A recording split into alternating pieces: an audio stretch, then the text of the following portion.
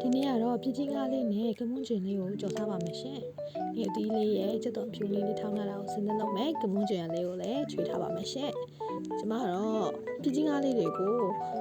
လူသေးလေးတွေလှီးလိုက်တယ်ပေါ့နော်။တကယ်တော့အဲ့ဒါကိုပြချင်းကားလို့ခေါ်ရလားကင်းမွန်လို့ခေါ်ရလားမသိဘူးပေါ့နော်။အများတန်းအဲ့ဒါကိုလွဲတယ်ပေါ့နော်ကျွန်မလည်း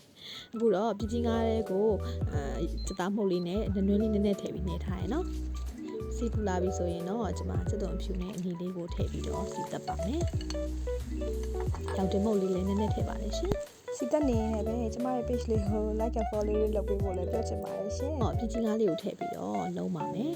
။ရမ်းလွယ်ပါတယ်နော်။သားလည်းပါပြီ။အချင်းလေးလည်းပါတယ်အဆက်လေးလည်းပါပြီဆိုတော့တစ်ခွက်ထဲနဲ့လည်းအဆင်ပြေပါတယ်။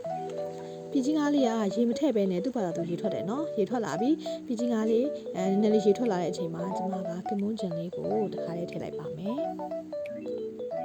နောက်ပြီးစင်သားလေးလည်းနည်းနည်းလေးထည့်ပါတယ်ဒီထဲမှာတော့မပါလိုက်ဘူးပေါ့နော်။ပြီးတော့ကျွန်မအဖုံးလေးအုပ်ထားပါအောင်မယ်။ဒါလေးကတော့အမြည်ပါ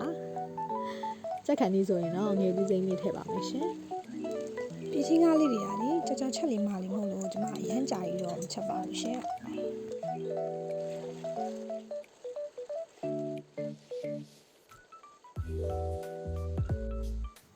ပြီးရင်တော့မှွေးသွားအောင်ရှက်နန်နန်လေးအုပ်ပါမယ်ရှင်